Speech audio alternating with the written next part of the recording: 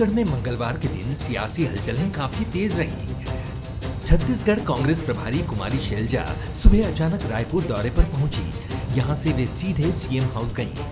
यहां उन्होंने high level meeting ली। बैठक में मुख्यमंत्री भूपेश बघेल के साथ पीसीसी चीफ मोहन मरकाम और कई मंत्री मौजूद रहे। इस दौरान चर्चा चलती रही कि संगठन में बड़ा बदलाव हो सकता है, कई मंत्री भी बदले जा सकते हैं। लेकिन शाम तक इन अटकलों पर विराम लगाते हुए मोहन मरकाम ने कहा कि चर्चा सिर्फ चुनाव की रणनीति को लेकर हुई है और सभी को आपसी मतभेद भुलाने के सख्त निर्देश मिले हैं। आने वाले दिनों में संगठन की गतिविधियों और रणनीतियों पे विस्तार से चर्चा हुई, जिसमें 21 तारीख को माननीय मुख्यमंत्री भूपेश बघेल साहब के एरिया में भरोसे का सम्मेलन, सरकारी सम्मेलन होगा, जिसमें जितने भी राजीव गांधी जो देने हैं, किसानों को देना है, उसके बारे में। और 26 तारीख से संभागीय सम्मेलन बस्तर से हम लोग शुरुआत कर रहे हैं, तो आने वाले 2023 के लिए संगठन स्तर पर उसके लिए की रूटीन बैठक थी, चुनाव की तैयारी के संदर्भ में बैठक थी। ईडी के बारे में जरूर चर्चा हुई और ये सारी खुले तौर पे ये चर्चा हुई कि उसका किस तरह से मिसयूज किया जा रहा है, किस तरह से मारपीट करके लोगों को अलग कमरे में बैठा के किसी और के साथ मारपीट करके फिर ये कहा जा रहा है कि देखो वहां ये हो रहा है, तुम भी कुछ बोलो नहीं तो तुम्हारे साथ भी ऐसे ही कुछ होगा। इन परिस्थितियों में बयान लिए जा रहे हैं। इधर कांग्रेस की हाई लेवल मीटिंग पर बीजेपी की भी निगाहें टिकी रहीं। वहीं अब बीजेपी इस मीटिंग के बहाने कांग्रेस पर हमला बोल रही है। प्रभारी आते हैं तो कुछ न कुछ विषय को लेकर आते हैं, और जो प्रदेश में हलचल हो रहा है, एक महत्वपूर्ण विषय वो भी है कि जो परिस्थितियां छत्तीसगढ़ में बनती जा रही है, करप्शन दिन ब दिन रोज नए उजागर हो रहे हैं, और भ्रष्टाचार ऐसा जो प्रमाणित हो चुका, ईडी ने जिसको प्रूफ कर दिया, 2000 करोड़ रुपया के शराब में और रिकवरी निकलना शुरू हो गया, लोगों की संपत्ति जब्त होनी शुरू हो गई। हिंदुस्तान में कोई ऐसी सरकार नहीं होगी जो शराब खुद अवैध धंधा करे। भले ही कांग्रेस इस बैठक को आम बताए, लेकिन इतना तो तय है कि इस बैठक के पीछे कांग्रेस की कोई बड़ी रणनीति जरूर होगी, जिसका असर भी आने वाले दिनों में जल्द ही दिखेगा। वहीं बीजेपी भी कांग्रेस के हर कदम पर अपनी नजर बनाए हुए है। Bureau report, Bansal news.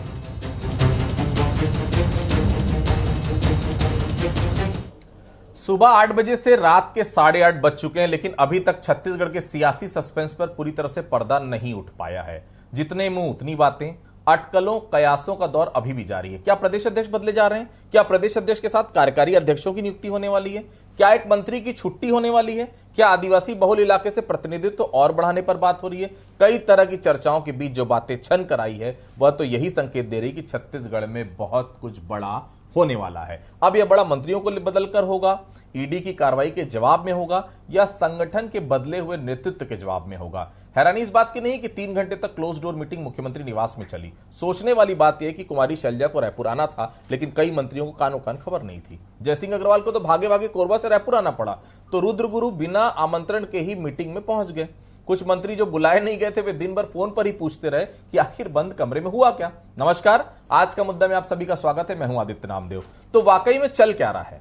वाकई में वही चल रहा है जो बताया जा रहा है, या फिर अंदर खाने कुछ और पक रहा है? टीएस सिंहदेव ने तो यह कहकर मामले को हल्का फुल्का कर दिया कि 5 संभाग में सम्मेलन होना है और जिसकी रणनीति तैयार करने के लिए चर्चा हुई। सवाल यह है कि पूरी तरह से मामला संगठन का है, या यूं कह लीजिए सम्मेलन तो संगठन के जिम्मे होता है, तो फिर सीएम हाउस में बैठक क्यों?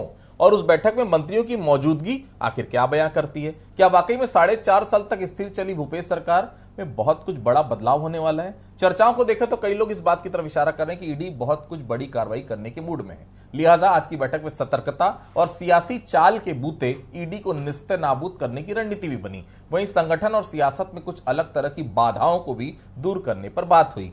आज चर्चा के साथ हम बात भी करेंगे उस 9 घंटे के थ्रिलर सस्पेंस पर, जिसके आज कई किरदार सामने हैं। हमारे साथ बातचीत करने के लिए 3 बेहद खास मेहमान मौजूद है। हमारे साथ वरिष्ठ पत्रकार अनिरुद्ध दुबे साहब मौजूद है, बहुत स्वागत करता हूं उनका। हमारे साथ बिलासपुर से कांग्रेस के वरिष्ठ नेता अभय नारायण राय जी मौजूद है, बहुत स्वागत करता हूं उनका। हमारे साथ बीजेपी से पूर्व विधायक श्रीचंद सुंदरानी साहब मौजूद है, बहुत स्वागत करता हूं उनका। चूंकि कांग्रेस से जुड़ा मामला है, अभय जी, अबे जी, ऐसा चल क्या रहा था सीएम हाउस में कि पूरा मामला सस्पेंस से घिरा हुआ है? मैडम होटल से निकलती हैं, सीएम हाउस से निकलती हैं, एयरपोर्ट पहुंचती है, लेकिन मीडिया से बात ही नहीं करती। आपके नेताओं को तो पता ही नहीं रहता कि प्रदेश प्रभारी आ रही हैं। चल क्या रहा है अभय जी? कुछ समझ नहीं आ रहा, थोड़ा समझाने की कोशिश करेंगे अभय जी। आदित्य जी, जो चल रहा है और जो बताना चाहिए वहां देखिए, प्रभारी है शैलजा जी। कर्नाटक का चुनाव चल रहा था, मुख्यमंत्री भी कर्नाटक के चुनाव में बिजी थे और शैलजा जी भी कर्नाटक के चुनाव में बिजी थी। जैसे ही कर्नाटक का चुनाव रिजल्ट आया, वहां का चुनाव खत्म हुआ, वो अचानक आई। और अचानक नहीं, कल से खबर थी कि वो आएंगी, लेकिन मीडिया में और सामान्य जानकारी नहीं दी गई थी, क्योंकि एक समन्वय समिति की हाई लेवल कमेटी की बैठक होनी थी 2023 के चुनाव को लेकर। और चुनाव तक जो भी बैठकें होंगी वो चुनाव को लेकर होंगी। कांग्रेस अपनी रणनीति बनाएगी, कांग्रेस 2023 के मुद्दे तय करेगी, कांग्रेस अपनी योजनाओं को कैसे प्रस्तुत करना है उस पर बात करेगी। और उसके लिए वो तमाम नेता वहां मौजूद थे जिनके विचार से, जिनके सहमति से 2018 में भी रणनीतियां बनी और आज 2023 में भी बन रही थी। तो आश्चर्य जैसे कोई बात नहीं थी इसमें। ठीक है, मीडिया को कयास लगाना चाहिए, जनता भी कभी कभी मीडिया की बातों में आकर कयास लगाती है। और कांग्रेस के प्रति तो सबको उम्मीद है, कांग्रेस पर तो सबको भरोसा है, तो कांग्रेस के प्रति कयास लगाना जनता की जिज्ञासा है। भारतीय जनता पार्टी कार्य समिति 2 दिन से चल रही है, न मीडिया का मुद्दा है न जनता का मुद्दा है, क्योंकि लोग जान रहे हैं कि वहां कुछ होना नहीं है। वहां जो कुछ भी होना था वो हो चुका है 18 में।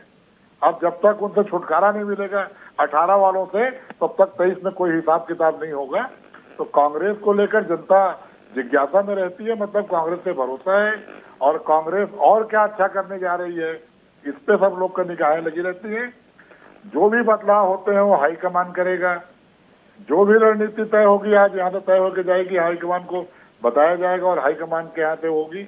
मैंने पहले भी कहा है कि मुख्यमंत्री भूपेश बघेल और मोहन मरकाम अध्यक्ष और मुख्यमंत्री के रूप में आज की तारीख में काम कर रहे हैं और उसी की रणनीति बनाने के लिए कि जो हमारी संगठन की गतिविधियां कर्नाटक चुनाव कारण रुकी हुई थी, भेंट मुलाकात का कार्यक्रम भी लगभग 90 विधानसभा का पूरा होने जा रहा है।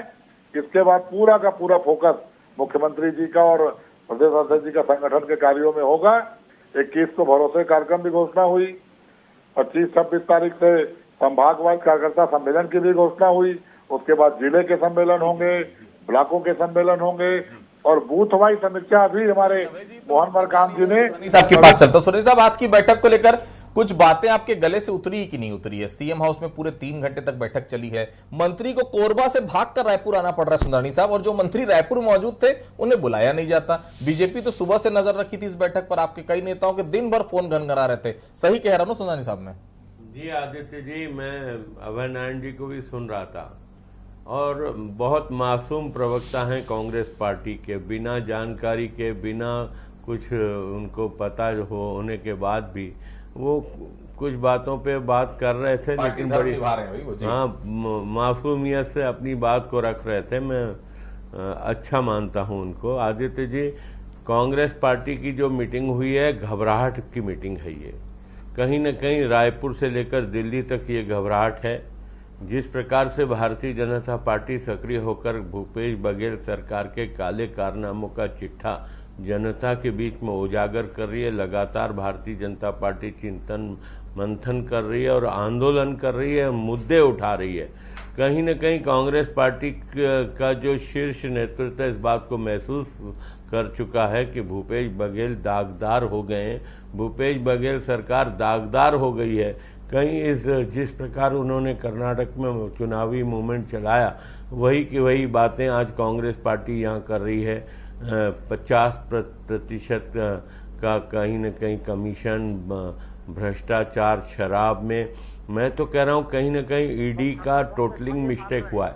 2000 करोड़ की घोटाले की बात कर रहे हैं, 2000 करोड़ नहीं होगा, कम से कम 10,000 करोड़ से ऊपर का घोटाला अगर सूक्ष्म जांच हो जाए तो 10,000 करोड़ का इतना बड़ा शराब घोटाला मिलेगा, क्योंकि एक दुकान में 2 काउंटर, 70% एक, 30% दूसरा, ये सारी चीज़ें अब कांग्रेस पूरी तरह से घिर चुकी है और कांग्रेस कहीं ना कहीं बचाव की मुद्रा में है। और कैसे आज तक मुख्यमंत्री जी अपने सहयोगी अधीनस्थ लोगों से विचार विमर्श भी नहीं करते थे, लेकिन आज सारे नेताओं को बुलाकर कहीं ना कहीं वो प्रोटेक्शन मांग रहे हैं कि भैया कुछ भी हो सकता है प्रदेश में, कैसे बचा जाए, उससे कैसे तोड़ निकाली जाए, यही इसके पीछे उद्देश्य रहा होगा। आदित्य जी, मैं दावे के साथ कह सकता हूँ। दावा तो कर रहे हैं सुंदरानी साहब। मैं अनिरुद्ध जी के पास आता हूं। अनिरुद्ध जी, आज की बैठक को आप किस तरह से देखते हैं एक विश्लेषक के तौर पर? इस बैठक का सार क्या है?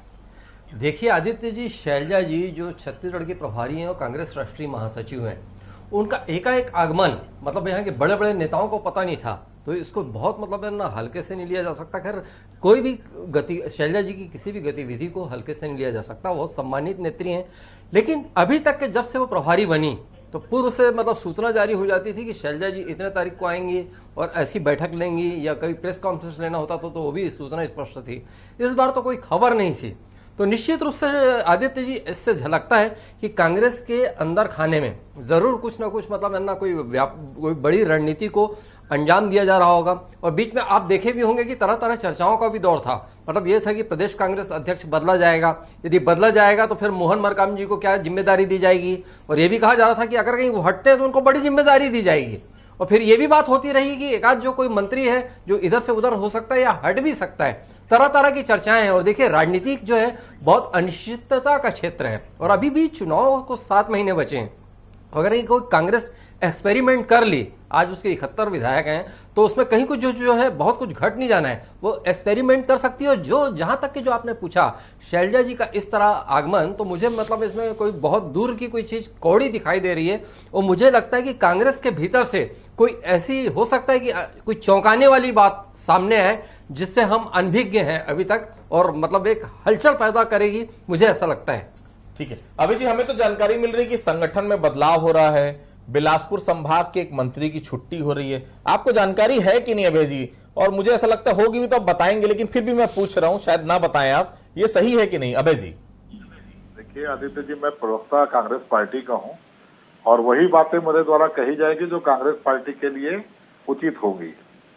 और ये जो बैठक थी हम लोग के लेवल से ऊपर की बैठक है, इसमें पूरे हाई लेवल कमेटी, इसका आप लोगों ने सुबह से नाम दिया था हाई लेवल कमेटी, और आप लो प्रोफाइल व्यक्ति से पूछ रहे हैं।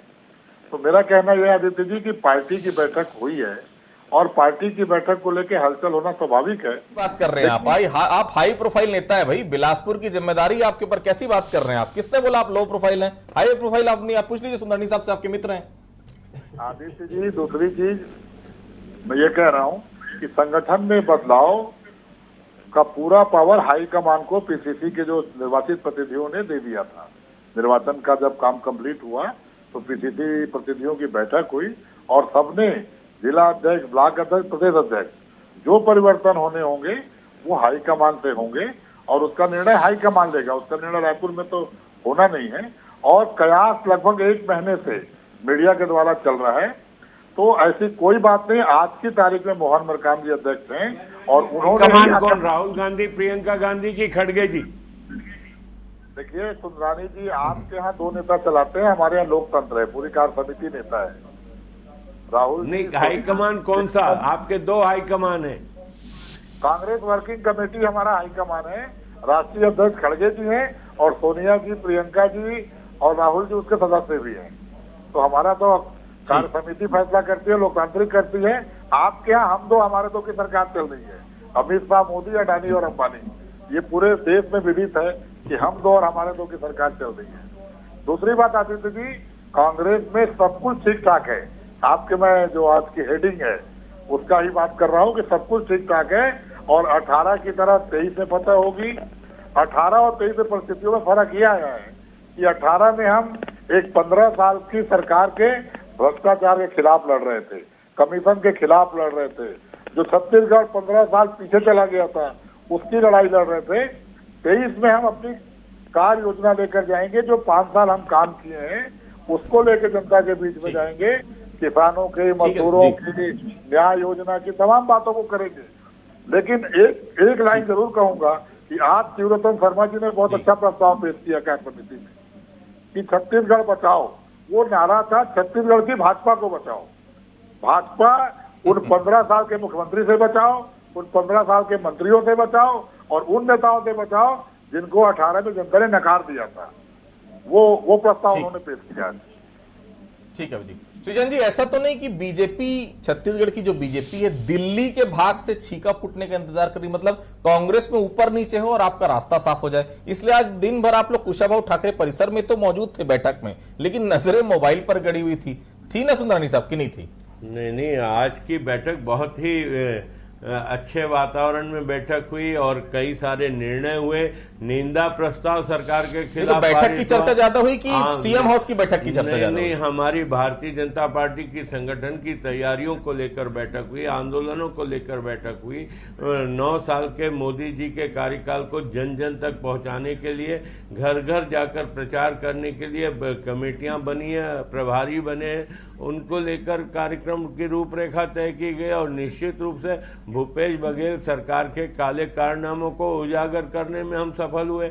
सारे मुद्दे उस पर चर्चा हुई। कोई मोबाइल पे चर्चा नहीं किया, कोई मोबाइल पे नहीं देख रहा था, बल्कि इस बैठक को बड़ी सुचारू रूप से, बहुत व्यवस्थित ढंग से आदरणीय ओम माथुर जी हो या नितिन नवीन जी हो, बैठक में चर्चा तो हुई होगी आज की, आज कांग्रेस में हो क्या रहा है सुंदरानी साहब? नहीं, बिल्कुल चर्चा ही नहीं हुई। देखिए, निश्चित रूप से कांग्रेस पार्टी के हम विरोधी पार्टी के लोग हैं, हमारी हर चीज की नजर कांग्रेस की गतिविधियों पर रहती है। कांग्रेस के सरकार के तौर तरीके हो रहे भ्रष्टाचार के सारे मुद्दे हम उजागर कर रहे हैं। गोठान के मामले में 1300 करोड़ रुपए के भ्रष्टाचार का मामला उजागर किया भारतीय जनता पार्टी ने। अब गोठान में हम जाएंगे, हम देखेंगे गोठान के निर्माण को और निश्चित रूप से हम उस पर प्रदर्शन करेंगे और हम जन जन तक जाके 9 साल की उपलब्धियां बताएंगे और 2023 और 2024 की रणनीति बनी है, किस प्रकार हमको 2023 जीतना, 2024 जीतना है। आज की बड़ी महत्वपूर्ण बैठक हुई है और बहुत आक्रामक मुद्रा में भारतीय जनता पार्टी के कार्यकर्ता इस सरकार पे हमला करेंगे, क्योंकि हमारे पास इतने साक्ष्य इकट्ठे हो गए इस सरकार के खिलाफ कि हर मोर्चे पे भ्रष्टाचार, हर मोर्चे पे भ्रष्टाचार हो, चाहे शराब का मामला हो, चाहे निर्माण के मामले हो, चाहे गोठान के मामले हो, सभी में तो भ्रष्टाचार हुआ है और इन सारे भ्रष्टाचारों को उजागर करने के लिए हम जन जन तक जाएंगे, अपनी उपलब्धियां रखेंगे और सरकार की, कांग्रेस सरकार की निकम्मापन और भ्रष्टाचार के मुद्दे उजागर करेंगे। अनुज जी, संगठन और मंत्रिमंडल में जो बदलाव की अटकलें लग रही हैं, वो अटकलें क्या लगभग, ऐसा तो नहीं लग रहा अटकलें नहीं है, लगभग सब कुछ फाइनल सा दिख रहा है, क्या लग रहा है ऐसा क्यों होने जा रहा है? अगर ऐसा होता है तो क्या होगा आने वाले समय में कांग्रेस में? देखिए आदित्य जी, छत्तीसगढ़ के परिदृश्य को देखें, एक तरफ भारतीय जनता पार्टी को रखें और दूसरी तरफ कांग्रेस को। भारतीय जनता पार्टी की सरकार 3 बार रही, कौन मंत्री बन सकते हैं, क्या होगा, इसका अनुमान बड़ी आसानी से लोग लगा लेते थे और वैसा होता था। बहुत कुछ बदलता नहीं था, आंख फोड़वा कांड हो जाता था, गर्भाशय कांड हो जाता था तो किसी पे गाज नहीं गिरती थी। लेकिन ये कांग्रेस है, मतलब जब यहाँ पे सरकार बनी तो किसी ने क्या सोचा था कि कवासी लखमा जी मंत्री बनेंगे? कवासी लखमा जी ने मंत्री पद की शपथ ली, उसको प्रियंका गांधी जी ने ट्वीट किया था। फिर उसके बाद यह है कि अमरजीत भगत जी तो पहले चरण में मंत्री नहीं बने थे, सरगुजा डिवीजन से 2 मंत्री बने थे, टीएस सिंहदेव जी, प्रेम सिंह टेकाम जी, फिर तीसरे मंत्री अमरजीत भगत जी बने। मतलब इसमें चौंकाने वाले घटनाक्रम जो है कांग्रेस में होते रहते हैं, बहुत सारी कहानियां हैं। नंद कुमार साय जी का भी कांग्रेस में आना एक चौंकाने वाला घटनाक्रम है। तो मुझे आदित्य जी खास करके आज की बैठक से पता नहीं मुझे क्यों, ऐसा एक मेरा अपना अनुमान है, जैसे मैं देखते रहा तो कहीं ना कहीं कुछ हो सकता है कि आने वाले दिनों में कुछ चौंकाने वाली जो है चीजें सामने आए, कांग्रेस से निकल कर आए, क्योंकि कांग्रेस घबराहट की स्थिति में कतई नहीं दिख रही है, पूरा कॉन्फिडेंस है। भले यहाँ पे ईडी और सारी चीजें चल रही हो, अभी टीएस सिंहदेव जी का मैं देख रहा था तो उन्होंने 2 बातें कही, आप ही केस में मैंने बाइट देखी, तो उन्होंने कहा कि आने वाले चुनाव पर चर्चा हुई, फिर उन्होंने कहा कि ईडी पर भी बातचीत हुई। देखिए मुझे जहां तक के समझ में आ रहा है ये है, ईडी पर ज्यादा बातचीत हुई, ईडी पर ज्यादा बातचीत भी हुई होगी, ईडी ने हलाकान भी किया होगा या कर रही होगी, या आगे भूपेश बघेल जी कहते भी हैं कि ईडी जो है चुनाव करा कर जाएगी। लेकिन जहां तक के आदित्य जी मैं समझ पा रहा हूं तो वो पूरे जो पार्टी पूरे कॉन्फिडेंट में तो लगती नजर आ रही है कि हम फिर सरकार बना लेंगे। लेकिन उस सरकार बनने से पहले, मतलब सरकार जिसकी भी बने, मतलब उस चुनाव होने से पहले मेरा यह कहना है, जो आपका सवाल है, मुख्य सवाल पर आ रहा हूं कि क्या कुछ हो सकता है, तो पता नहीं क्यों मेरा मन ये कहता है कि शैलजा जी की जो यात्रा है, मतलब एक कहीं कोई उनका कोई वो नहीं आया था, कहीं कांग्रेस के संचार विभाग से कोई सूचना नहीं जारी हुई, तो कुछ महत्वपूर्ण निर्णय हो सकता है जो वो चौंकाने वाला हो सकता है। जी अबे जी, 4.5 साल तक सरकार बहुत अच्छी चली, संगठन भी बहुत अच्छा चला, सत्ता भी चली, लेकिन अब फेरबदल की गुंजाइश वह भी लगभग 4 महीने पहले क्यों नजर आ रही? हालांकि आप इनसे इंकार जरूर करेंगे बाबे जी, लेकिन चर्चाएं तो ये कि संगठन में बड़ा बदलाव होने जा रहा है, एक मंत्री को हटाने की बातचीत चल रही है, लेकिन कहां लग रहा है कि कमजोर पड़ रहे हैं? कहां से इनपुट मिला कि कमजोरी को दूर करना है? कहीं ईडी का इंपैक्ट तो नहीं है अभय नारायण जी की तमाम फेरबदल जो है ईडी के कारण होने जा रहे हैं? आदित्य जी, आप बहुत पुराने पत्रकार हैं और रायपुर को और छत्तीसगढ़ को आप समझते हैं। 18 के पहले क्या स्थितियां थी? भूपेश बघेल पे व्यक्तिगत हमला किया गया, परिवार पे हमला किया गया, जमीन की बात की गई, उनकी जमीन की नापजोख की गई, जेल जाना पड़ा। तो परिणाम क्या निकला? परिणाम निकला 68 सीट का। आज वही काम जो रमन सिंह सरकार कर रही थी, वही काम मोदी सरकार कर रही है। और ये छत्तीसगढ़ अस्मिता के प्रतीक है भूपेश बघेल, छत्तीसगढ़ जनता के नेता है भूपेश बघेल, किसानों के प्रतिनिधि है भूपेश बघेल। जिस तरह की हरकत ईडी कर रही है, और ईडी बयान जारी करती है और रमन सिंह जी उसमें प्रेस वार्ता लेते हैं। ईडी एक छापा मारती है, उससे बयान दिलवाती है, फिर घोटाला बनाकर भारतीय जनता पार्टी कार्य समिति होती है। मैं तो आश्चर्यजनक हूं कि एक राष्ट्रीय पार्टी की प्रदेश इकाई की कार्य समिति की बैठक होती है और ईडी के दिए बयान पे ही उसमें सारे प्रस्ताव पास होते हैं। ये तो सर्व से डूबने वाली बात है कि आपके पास किसान के मुद्दे नहीं है, आपके पास मजदूर के मुद्दे नहीं है, आपके पास जनता के मुद्दे नहीं है। आज भूपेश बघेल ने तो इनको मुद्दा विहीन कर दिया है। तो अगर इस तरह का कोई भी प्रयास भारतीय जनता पार्टी करेगी तो वो 18 का चुनाव जो है ना, उसे सबक लेने चाहिए, सोचना चाहिए 10 बार की। और ओम माथुर, उससे पहले कितने और माथुर आके चले गए, अभी अरुण साव और चंदेल जी है, लेकिन नेता तो रमन सिंह ही बने हुए हैं। नेता तो 44 करोड़ के घोटाले, 36 करोड़ घोटाले करने वाले ही ट्वीट कर रहे हैं और बयान देने आ रहे हैं। एक भी चेहरा इन्होंने जी जी जी जी सृजन जी, सुंदरा जी, एक बात चर्चा में है आज की, जो आपकी पार्टनर है ना ईडी, यह मेरी भाषा नहीं भाई, कांग्रेस की भाषा है, वही बड़ा कुछ करने वाली एक बड़ी टीम आई है, सीआरपीएफ के बहुत सारे अधिकारी हैं। क्या माजरा चल क्या रहा है? कुछ खुलासा करेंगे? कोई बड़ी मछली को पकड़ने की तैयारी में है, ये दिन भर कयासों का दौर है, ये सब बातें मार्केट में चल रही है। आपको तो शायद ज्यादा जानकारी होगी, सुंदर जी सब कुछ बता देंगे, अभय जी भी सुन रहे हैं। देखिए, मैं निश्चित रूप से आदित्य जी, मैं इन चीज़ों की जानकारी नहीं रखता हूं, और ईडी एक स्वतंत्र एजेंसी है और हम भारतीय जनता पार्टी के कार्यकर्ता हैं, और ये भारतीय जनता पार्टी के कार्यकर्ताओं को नहीं पता होता है कि क्या कार्रवाई होगी, क्या कार्रवाई होने वाली है। लेकिन निश्चित रूप से राजनीतिक गलियारों में इस बात की चर्चा जरूर होती है कि इतना बड़ा भ्रष्टाचार हुआ है, क्या बड़े लोगों के बिना सहयोग से इतना बड़ा भ्रष्टाचार हुआ होगा? मैं तो दावे के साथ कह रहा हूं कि ईडी 2000 करोड़ के भ्रष्टाचार की बात करती है शराब में। मैं सोचता हूं ये राशि और बहुत बड़ी राशि होगी। जैसे जैसे गहराई में जाएगी ईडी, वैसे वैसे प्रमाण एकत्रित होंगे इनके। ठीक है अनुज जी, अब से हम मान लें कि इसी तरह की उथल पुथल चुनाव तक चलती रहेगी, सस्पेंस की सियासत, ईडी, यही सब चलता रहेगा। और एक बात और आपसे जानना चाहूंगा, क्या बाबा की नाराजगी दूर हो गई? क्या लग रहा है ऐसा आपको? बॉडी लैंग्वेज क्या बता रही है टीएस सिंहदेव की आपको? जी, आपके 2 सवाल आए आदित्य जी। एक तो आपने ईडी और दूसरा बाबा, दोनों दो शब्द के हैं, ईडी और बाबा। लेकिन मैं जो आप जो बोल रहे हैं, मैं पहले भी कहता रहा कि 2003 का जो छत्तीसगढ़ में चुनाव देखने मिला था, बहुत इंटरेस्टिंग था, बहुत उथल पुथल और उठा पटक। मुझे लगता है कि इस चुनाव में भी वो सब चीजें देखने मिलेगी। बहुत उथल पुथल से भरा रहा होगा, मतलब हम 13 और 18 की बिल्कुल यहाँ पे सोच नहीं रख सकते।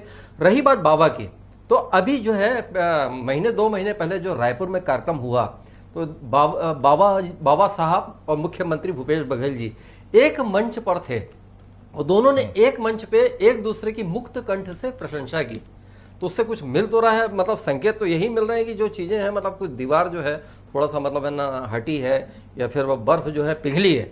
और जिस हिसाब से बाबा साहब की जो बॉडी लैंग्वेज दिख रही है, और जो आज मतलब जो जिस तरीके से खोल के अपनी प्रतिक्रिया दे रहे हैं, चेहरे की जो मुस्कुराहट बता रही है, तो हो सकता है कि जो दिल्ली से बहुत सारी चीजें मैनेज की गई हो, और मतलब सारी चीजों को सबको बैलेंस किया गया हो, और सबको बहुत अच्छे से समझाया गया हो, और कोई मिला के ये बताया गया हो कि मिलजुल के ही लड़ने में पार्टी का हित है। देखिए, बहुत साफ है, शैलजा जी अचानक तो आई है, अचानक नहीं आती है तो मीडिया को बिल्कुल जानकारी प्रदेश कांग्रेस कमेटी देती है। मंत्रियों को जानकारी मिलती, कुछ मंत्रियों को पता नहीं था, कुछ मंत्रियों को भाग कर आना पड़ा। मतलब बहुत साफ है, ये बैठक औपचारिक बैठक तो बिल्कुल नहीं थी। बैठक में क्या कुछ निकल आया ये बहुत साफ है। बड़े बदलाव के संकेत जरूर ये बैठक दे रही है। कब होंगे, कैसे होंगे, आप सब और हमारी भी निगाह रहेगी। आप सभी लोग हमारे आप सभी लोगों को बहुत बहुत धन्यवाद। तो आज के मुद्दे फिलहाल इतना ही, बाकी खबरों के लिए आप बने रहिए बंसल न्यूज के साथ।